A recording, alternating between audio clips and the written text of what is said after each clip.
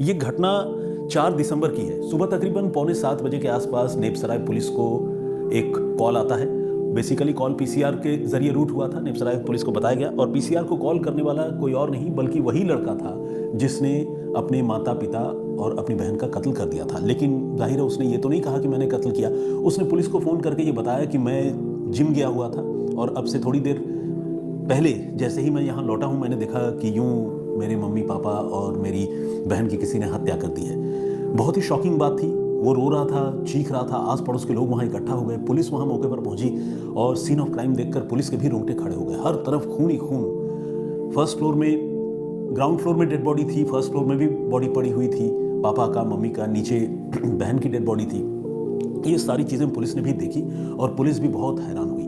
अब पुलिस सिर्फ चौंकने और हैरान होने के लिए तो है नहीं, पुलिस का काम इन्वेस्टिगेट करना है। तो पुलिस ने बहुत बारीकी से सीन ऑफ क्राइम को देखना शुरू किया कि आखिर कत्ल के पीछे का मकसद क्या हो सकता है। तो पुलिस ने कुछ खास खास बातों पर गौर किया। आप भी उन बातों पर गौर कीजिए। एक तो पुलिस ने ये देखा कि घर में कोई फोर्सफुल एंट्री नहीं है, यानी न तो किसी ने दरवाज़ा तोड़ा, न किसी ने ताला तोड़ा, न कोई कुंडी खड़काई, न तो किसी ने कोई शोर शराबा सुना, न ही दरवाजे पर कोई फोर्सफुल एंट्री के निशान या मार्क मौजूद थे। ये सबसे बड़ा इंडिकेशन था कि उस घर में कातिल की एंट्री जो है वो फ्रेंडली है। ये एक पॉइंट था।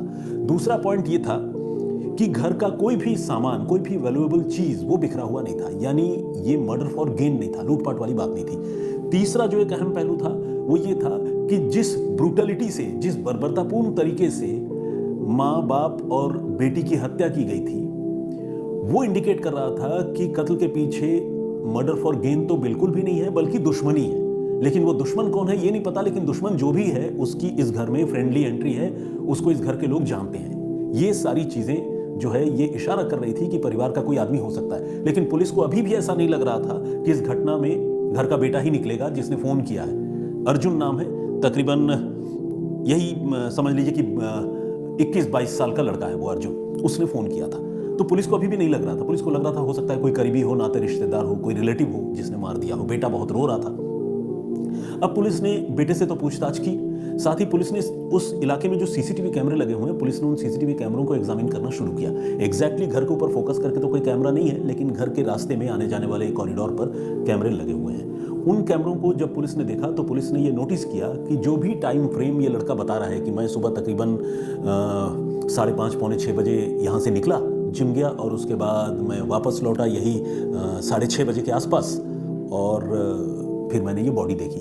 तो 1-1.25 घंटे का जो एक टाइम फ्रेम पीड़ित लड़का पुलिस को बता रहा था, जो एक ड्यूरेशन पुलिस को बता रहा था, पुलिस उसी टाइम फ्रेम का सीसीटीवी फुटेज चेक कर रही थी। ये काम पुलिस के लिए थोड़ा आसान भी था, क्योंकि अगर मान लीजिए लड़का कहता कि नहीं मुझे तो पता ही नहीं कब मार के चले गया, मैं तो 24 घंटे से घर नहीं आया हूँ, फिर पुलिस के लिए मुश्किल ये होता कि उसे 24 घंटे की स्कैनिंग करनी पड़ती। यहाँ पुलिस सिर्फ 1.25 घंटे का सीसीटीवी फुटेज पुलिस स्कैन कर रही थी और डेड बॉडीज को देखकर भी ये क्लियर था कि मर्डर अभी तुरंत हुआ है। ताज़ी, मतलब ताज़ा वर्ड ठीक नहीं है, लेकिन जिसे कहते हैं ना कि खून बिल्कुल वो थिक नहीं हुआ था, जमा नहीं था और मतलब सीन ऑफ क्राइम को देखकर ये अंदाज़ा लगाया जा सकता है कि बिल्कुल रीसेंट इंसिडेंट था वो। तो ये सारी चीज़ें इंडिकेट कर रही थी कि 1-1.25 घंटे में ही ये घटना हुई है। पुलिस ने जब सीसीटीवी फुटेज को चेक किया तो पुलिस ने देखा कि इन 1-1.25 घंटे के दौरान उस परिवार में जो 4 लोग हैं, जिनमें से 3 की मौत हो गई, एक बेटा जिंदा है, कोई 5वां आदमी उस तरफ आता या वहाँ से जाता हुआ बिल्कुल नहीं दिखा। तो ये अपने आप में एक बहुत ही हैरान करने वाली, बहुत ही शॉकिंग बात पुलिस को लग रही थी और इसी बात से पुलिस को बेटे पर शक भी हो रहा था। इसके साथ ही पुलिस को शक इस बात पर भी हो रहा था कि ये जो बेटा है ये बार बार जो पुलिस उससे स्टोरी पूछ रही थी, कितने बजे गए, कहाँ गए, जिम गए तो कितनी देर वहाँ रहे, क्या एक्सरसाइज किया, कब लौटे, क्या किसी से बात हुई, ये जो भी स्टोरी पुलिस पूछ रही थी वो हर बार स्टोरी का जवाब तो दे रहा था। उसके पास जो कहानी थी वो कहानी तो सुना रहा था, लेकिन हर बार कहानी को वो थोड़ा सा इम्प्रोवाइज कर रहा था, उस कहानी में थोड़ा सुधार कर रहा था। ये बात पुलिस वाले बहुत बारीकी से नोट कर रहे थे, मार्क कर रहे थे, क्योंकि पुलिस को अब बेटे पर ही शक होने लगा था, क्योंकि सीसीटीवी कैमरा इस तरह का इंडिकेशन दे रहा था। कोई एविडेंस नहीं था बल्कि क्लू था। अब तक पुलिस ने फॉरेंसिक एक्सपर्ट्स को बुलाया और फॉरेंसिक एक्सपर्ट्स ने अब पूरे घर की बड़ी बारीकी से जांच पड़ताल की। इसी के साथ पुलिस ने उस लड़के के मोटर बाइक को भी परखना, जांचना शुरू कर दिया।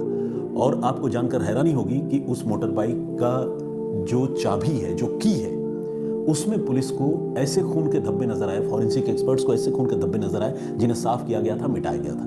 इसके साथ ही उस लड़के का जो जिम बैग था, उस जिम बैग को जब पुलिस ने एग्जामिन किया तो उसमें भी पुलिस को खून के धब्बे नजर आए, साथ ही बाइक पर भी कुछ खून के धब्बे नजर आए। ये सारी चीजें इंडिकेट कर रही थी कि इस मर्डर का इस लड़के से कोई ना कोई लेना देना जरूर है और लड़का झूठ बोल रहा है। और ये सिर्फ इंडिकेशन नहीं बल्कि एक एविडेंस था। अब तक तो चीजें संकेत में पता चल रही थी, लेकिन जब फॉरेंसिक एक्सपर्ट्स ने बाइक से खून के धब्बे, बाइक के चाबी से खून के धब्बे, उस लड़के के जिम बैग से खून के धब्बे रिट्रीव किए, हासिल कर लिए, तो ये एविडेंस हो गया कि वो लड़का ही इस कत्ल के पीछे है।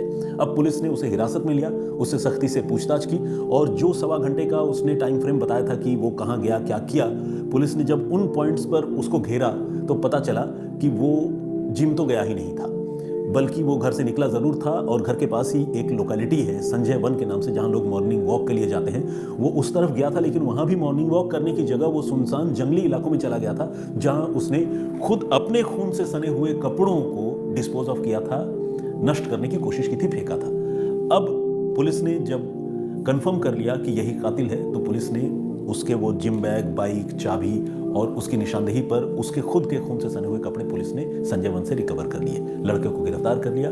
ये थी पूरी कहानी, जिसमें संकेतों में सुराग मिला और सबूत जो है वो खून के धब्बों के तौर पर मिला, जो अदृश्य थे, जिन्हें मिटा दिया गया था। ये तो शुरुआती जानकारी है। अब सवाल यह है कि इस लड़के ने मर्डर के लिए आखिर 4 नवंबर का दिन क्यों चुना? आपको ये पता है कि एनिवर्सरी थी 4 नवंबर को उसके मम्मी पापा की। उसके पापा का नाम था राजेश कुमार, जो एक फॉर्मर आर्मी मैन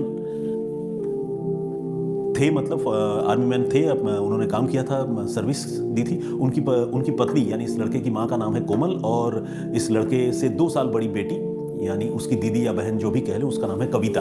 इन तीनों की अर्जुन नाम के लड़के ने, कातिल ने हत्या की थी। अब सवाल यह है कि इसने अपने मम्मी पापा के एनिवर्सरी का दिन ही क्यों चुना था? तो आपको जानकर बहुत अजीब सा लगेगा कि वो अपने माँ बाप से नफरत तो करता था, लेकिन नफरत की इंतहा इतनी ज्यादा थी कि वो उन्हें उसी खुशी के दिन तड़पा कर मारना चाहता था, मौत देना चाहता था जिस दिन उन दोनों की शादी हुई थी। यानी नफरत की इंतहा देखिए कि कत्ल तो करना है, लेकिन कत्ल के लिए एनिवर्सरी जैसा खुशनुमा अच्छा दिन भी चुनना है जिस दिन वो अपने माँ बाप से बदला जो है और बर्बर तरीके से ले सके। ये एक रीजन था।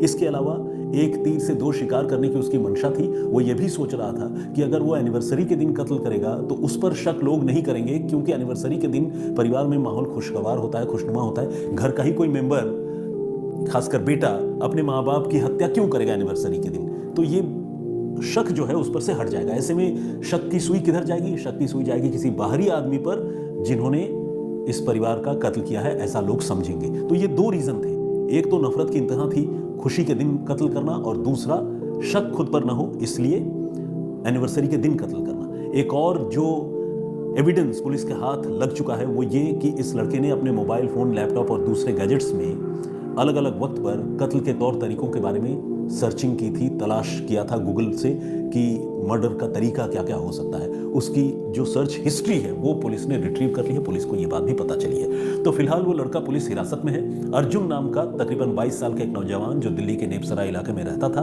उसने अपने माता पिता और बहन की सिर्फ इसलिए हत्या कर दी थी क्योंकि अर्जुन को उसके मम्मी पापा कथित तौर पर कम प्यार करते थे, डांटते फटकारते थे, अपनी बेटी को ज्यादा प्यार करते थे, ऐसा अर्जुन को लगता था। हालांकि माँ बाप ऐसा नहीं करते, माँ बाप अपने बेटे का भला ही चाहते हैं।